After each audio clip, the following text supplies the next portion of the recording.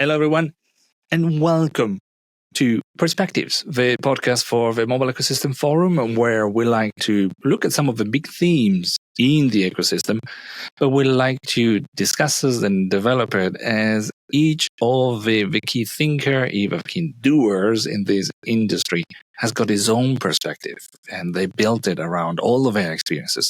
Today is great to be talking about mobile advertising, mobile engagement, I should say, with one of those persons you have heard. She's the voice for the industry, I should say.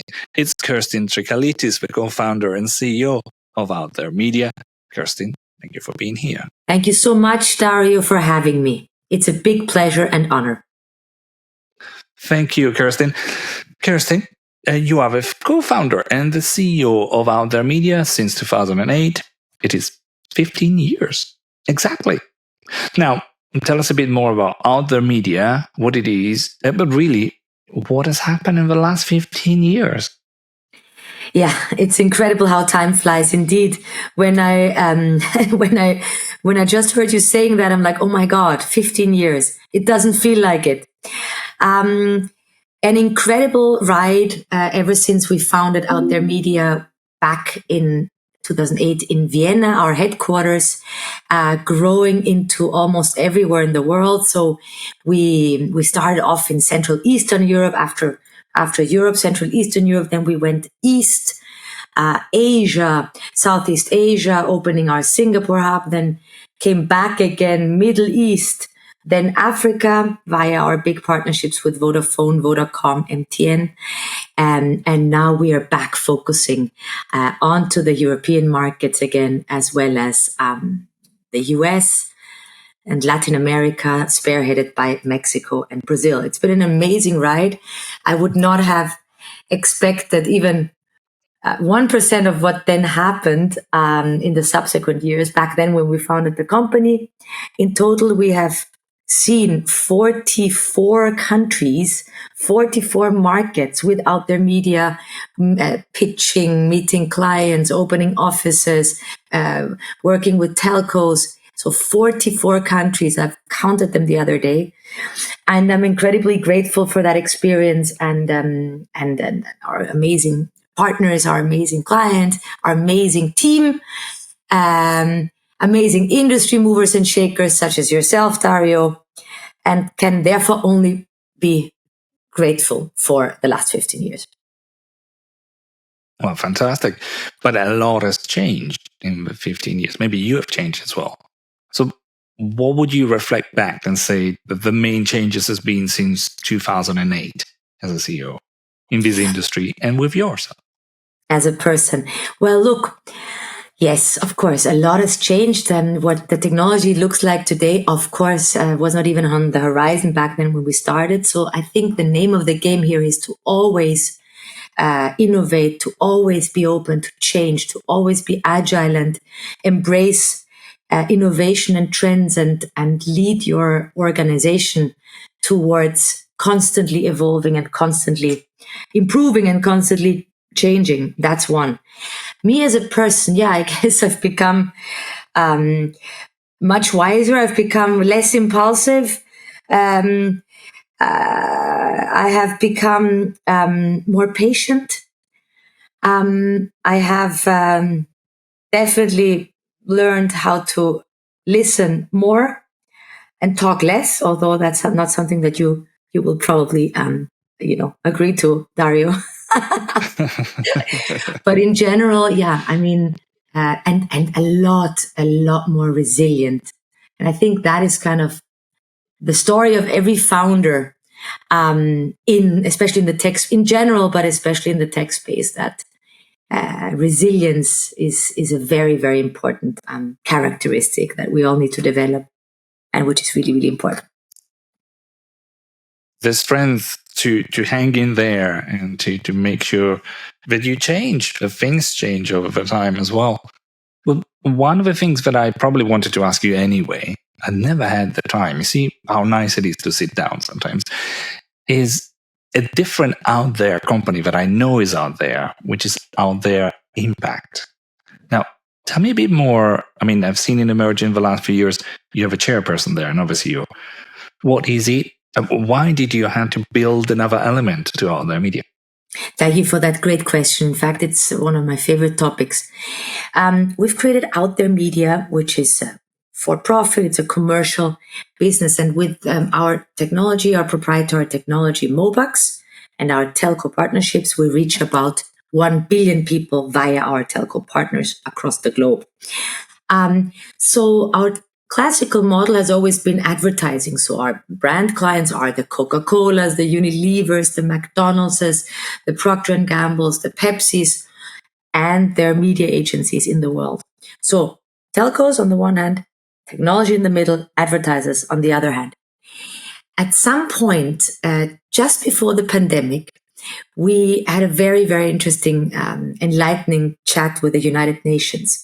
In fact, the team around the SDGs, the Sustainable Development Goals, where we told them what we have created, and they basically said, oh my God, it is so hard to work with telcos. We've been trying so hard to, get programs up and running with telcos across Africa, across Asia, across all parts of the world.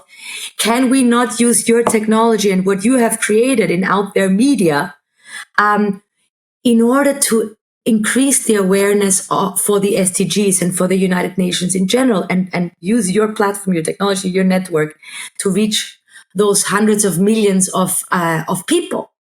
And that is when that was late 2019. And that is when we had the idea of, okay, we've spent the last 10 years building that technology, building that network, and we're using it for advertising. Let us use it now for the greater good.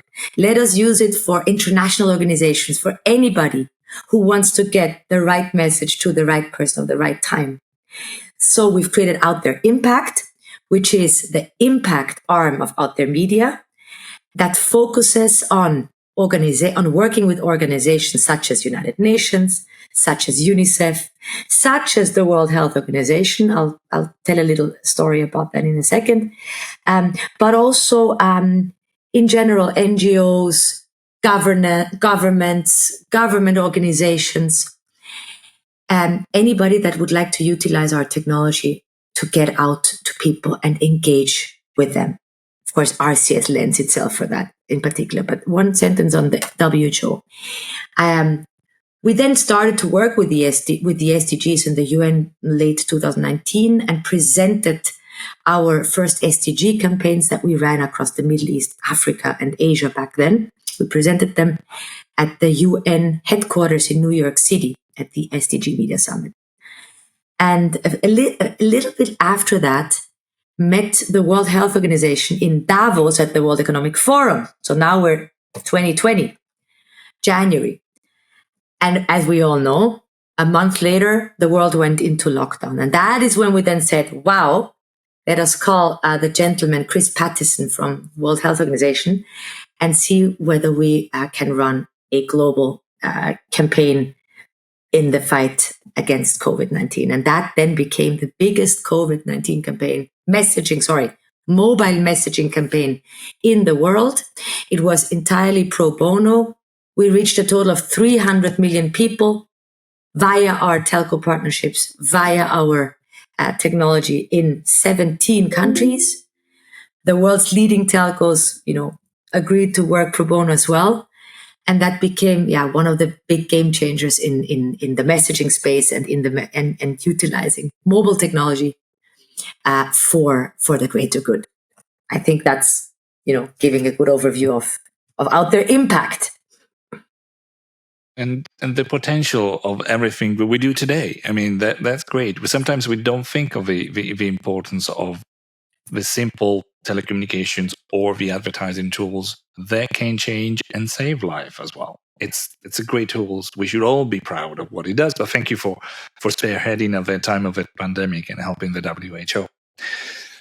And we're probably talking right now already of the mobile market and the mobile marketing area right now.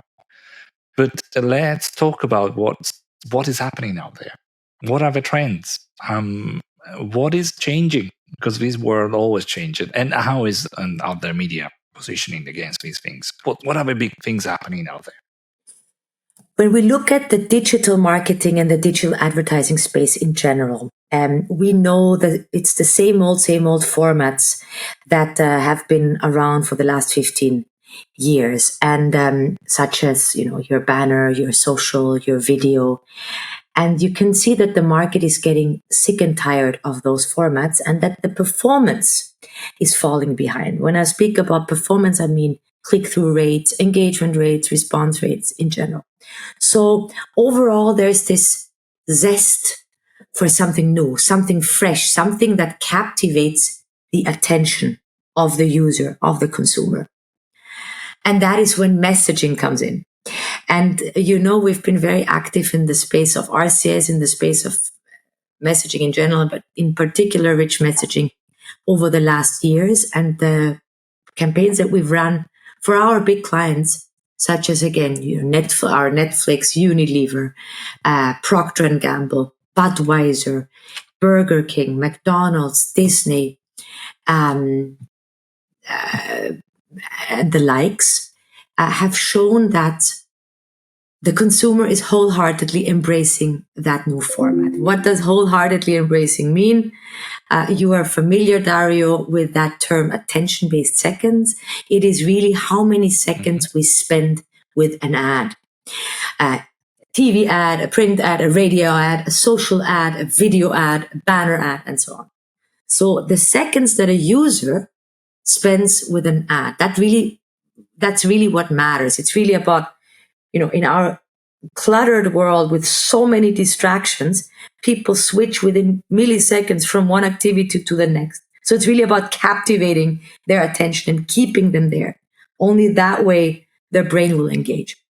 And what we have seen is, on average, with those other, either traditional media, but also traditional digital media, such as banners and so on, an average time spent on advertising, for example, on a banner, is 0.1 seconds.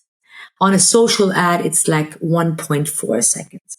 And we have seen that across all of our campaigns, and by now we have a big plethora, rich messaging campaigns, a big plethora or range of covering both from beer over to, nappies, soft drinks, shampoos, but even super yachts, as we had recently presented in Paris with your fantastic forum. We have seen an average of 30 seconds that people spend with RCS bots, with rich messaging experiences. They're captivated. They find them extremely exciting and engaging. And the longest even being beyond a minute. That was what we've recently done for Azimut and Hanse Yachts, the super yacht bot. But that's kind of the hottest new thing. And two more numbers here, two more metrics. As I said, the world has been waiting for something new, is sick and tired of the same old digital stuff that's been around. So we believe rich messaging is that. We believe that is proven by the attention-based seconds that people spend with rich messaging experiences. But also, we can see that budgets are started to being shifted from digital media to messaging, to rich messaging. And we believe that by 2028, 20% of digital media spend, which is today $350 billion, will find its way to rich messaging. Wow. That was a big money.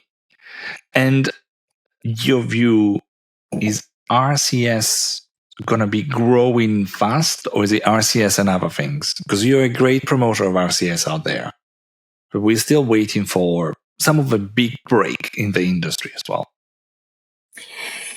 I believe RCS has all the ingredients to be the leader. RCS has all the ingredients to become the single biggest medium in the world, in that all Android phones have RCS embedded, and they are growing by the minute. And the market share of Android in the developing world, which is the majority of users in terms of absolute numbers is approximately 85 to 90%. In the developed world, it ranges between 40 and 60%. So overall, RCS has the ingredients in terms of reach, in terms of adoption by the telcos by now. So that's a new thing. We've seen this in the last 12 months accelerate. That has not been like that a few years back. One telco after the other is switching on RCS. So that's really, really important. And of course, the third ingredient being the richness and the capabilities. However, and here's the big call to action for the industry and for the world, and in particular for Google and the telcos. Consumers, we need to increase consumer adoption only when consumers know that this feature is, or that RCS has now replaced their SMS tray, their SMS app on their phones. Only when consumers know that these are features that are now available to them, and that they don't have to go onto other messenger apps, but that is now available in their phones and to their friends as well, and people don't have to download. Only then will this really become massively relevant for consumers and at the same time for brands. So the more consumers embrace and know and use RCS, the more brands will jump on them. The more brands jump on it, the more consumers jump on it. So it's this virtuous circle, or a virtuous cycle, as we call it. So the call to action is clearly the world needs a massive or many massive consumer campaigns, either done by Google or done by the telcos or done by a collaboration of the two parties, Google and the telcos, that informs a consumer information and education campaign that informs and educates consumers about the capabilities of RCS. That's step number one. The brands will follow. Wow. I like the call to action. You heard it. Powerful and emotional as it was a call. And then we will use it again, Kerstin. We will use your words because those are great. Now, let me take you away from the nitty-gritty day-to-day of the development of the market. I want to go back into your past to understand a bit where you're coming from, how you got here. Because you are a marketeer from a proper marketing school, the best of the marketing schools out there, the famous to know, Unilever and Procter & Gamble, the places where things have been done with fast-moving consumer goods. And you were there at Unilever as a brand manager. How did that shape and help you? Is that one of your part of a secret recipe for Kerstin today, for the understanding of the market and how a marketeer thinks? Dario, spot on. Spot on. That's exactly right. You and I never spoke about that, but you're exactly right. Unilever gave me the foundation for everything that followed. Unilever gave me that thorough school of marketing, how to position a brand, what's brand equity, what's important for brands. And whenever I'm asked this question, and over the last many years, this is the answer. Yes, indeed. It's the foundation for everything that were to follow, whether this is then digital and messaging and whatever came afterwards. But a thorough understanding of the fundamentals of how marketing works and how brands ought to be positioned is what I learned at Unilever. And I'm incredibly grateful for that. Wow. So, I mean, I hope Unilever is listening. I'm sure that they should be proud by now. But your, Kerstin, are unique in many aspects.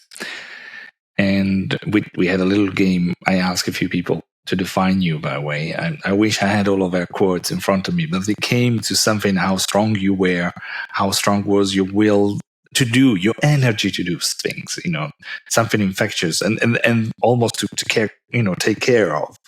And I'm wondering, how do you create something? Maybe, I don't know. Is that your special recipe here? Is it the fact you're half Danish, half Greek, you speak 6 languages? You're a combination of everything, almost the opposite of the fierce Mediterranean, as I might be, I don't know, and the pragmatic northern Danish, the Scandinavian. So Is this diversity that helps you to make sense of a business that is complicated out there? So first of all, thank you so much for your kind words. This is very, humbling. I'm actually a little bit shy. I don't know what to say. So thank you very much. Well, we are all special. And the fact that my mother happened to be Danish and my father happened to be Greek, I believe has nothing to do with then who we become. However, if you were to ask me whether I believe that came as a big advantage in my specific life, in my specific case, and I have to say yes. I'm extremely grateful to my parents, actually, for bringing me up with what you just described as Mediterranean and at the same time Scandinavian, brought up in the middle of the two countries, which is in Austria, in Vienna, which then became also, the where I spent most of my life so far. Bringing me up with all those languages, yes, has been an extreme advantage. I'm using them wherever I can. I'm using them in business wherever I can. And it has, to your question, whether it has made life more complicated, yes and no. It has made life more easy because you have, more languages to speak in, or you have, you combine those north and south and center in a way, but more complicated as well. Yeah, because I don't know what home is, but that's okay. I've come to terms with, if you ask me where's home, I cannot answer you, but that's okay. I've come to terms with that. I'm sure you're going through the same thing, Dario, for all of your life. Yes, it's great to think that home is many places in this big globe, which is when you realize it's very small in the end. Lots of friends here and there. But let's talk about that big globe as well, and let's talk about you, because there's a first in Kerstin that I see of wanting to learn, wanting to do, wanting to achieve. Not one university I see in your educational list, but 3. I mean, you've been Wien University, so it's Austria, an MSc, a Saudi, an MBA, Harvard Business Schools. Great things. Why so much studying, especially for such an entrepreneur? I mean, why so much thirst of knowing? What has been the most defining part of your success? Is it do you need an MSc, an MBA, and Harvard as well? Wow, that's a good question. No, you don't need all of that, of course. In fact, you don't necessarily need any college degree. Why did I choose that, and why did I always find it very exciting? I think it is this never-ending love for learning. So the natural thing here in Vienna was to go to the Vienna University of Business and Economics. So that's what we just did after graduating from high school. So that's kind of the first thing. It was a very good foundation, like Unilever was a great foundation. The Vienna University of Business and Economics was a great foundation. However, then I started to learn Spanish. I fell in love with the Spanish culture, and there was this group of people trying to convince me to go and live abroad in Spain for a little bit of time. So I thought I could combine it with an MBA in ESADE, which is one of the best business schools in Europe, and certainly I think among the top 3 in Spain. So that was an incredible experience. Right after my university degree. So that was approximately 98. It's 98, 99. Then I started Unilever. Well, and then fast forward, then after we've created out the media and so on, Harvard Business School has this incredible program called OPM, which stands for Owners and Presidents Management. And it is a special program of 3 years for founders and entrepreneurs. It takes you 3 weeks per year away from your business onto campus in Boston, in Harvard, Cambridge. And I believe that was kind of the culmination there. I've met 90 incredible other founders and entrepreneurs from all over the globe. We have made bonds that are beyond just study friends, but real friends for life.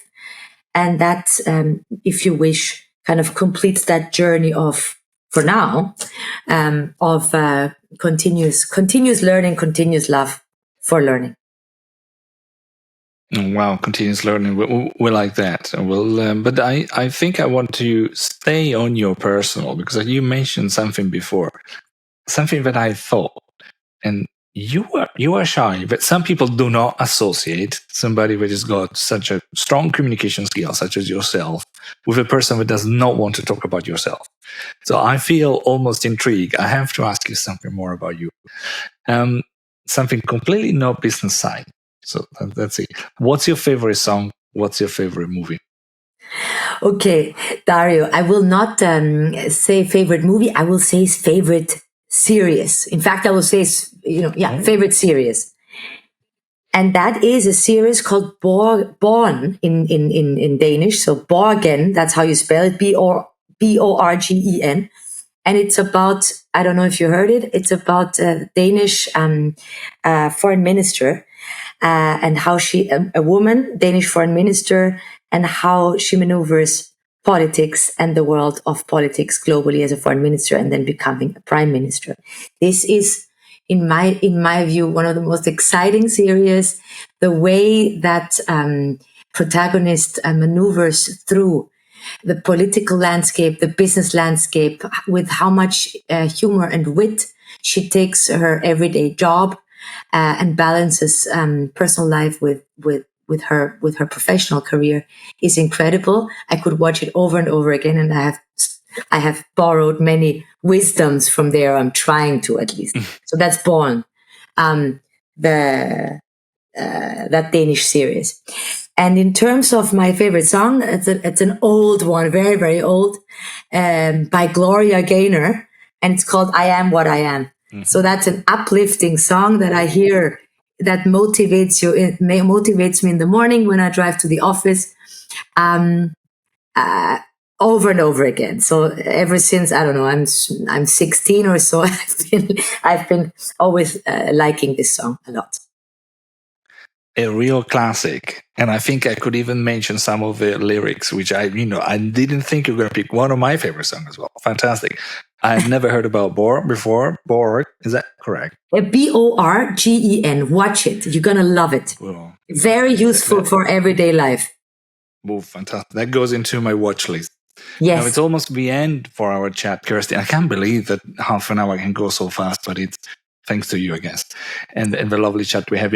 So very briefly, but not so briefly, because that's an important question. But imagine a young Kerstin out there, an entrepreneur that is really ready to shake the world, and possibly doing it in the mobile ads right now. What would you go and suggest? What would you go and tell? What would you pass on for your wisdom? 3 very simple steps, or 3 very simple pieces of advice. Number 1, expect the unexpected. Number 2, jump, just jump. And number 3, never, ever, ever give up. So unexpected is coming, but you jump and you keep on jumping, or you never give up, right? Oh, okay. I think expect the unexpected is like, we all think, and then we're going to do that, and then we're going to do this, and we can plan for everything. But the truth of the matter is we cannot. And the trick here is to always expect the unexpected and then basically adapt and jump and never give up. That's really what it's all about. And at one point you say before, resilience, right? That's all part of that game as well. Keep in there. Yeah, resilience. Yeah, resilience. I think plays to the whole never, never, ever give up. I think that's, if you were to ask me what's the number one thing in life, and I think that's the one. That's the number one thing. Never give up. Well, good advice for all of the people out there. But they want to be entrepreneur. They want to shake up things. They want to do things differently. Certainly, Kerstin, Trikalitis has done. And Kerstin, thanks for you and your team, Other Media, for all the things that you're doing in the industry. We're really, really impressed. But for now, I have to say thank you and bye-bye. But I'm sure we're going to see you next in some of our discussions. And I hope we're going to get a bit more of his personal Kerstin as well. Great to get to know you a bit more. Thank you so much, Dario. And thank you so much for everything you have been doing for the industry. It's been remarkable what you and your team have accomplished. And we enjoy having being at your conferences, being part of your mobile ecosystem forum, of your network. Incredible job. And I want to give all the compliments right back to you as well. Thank you very, very much. Thank you.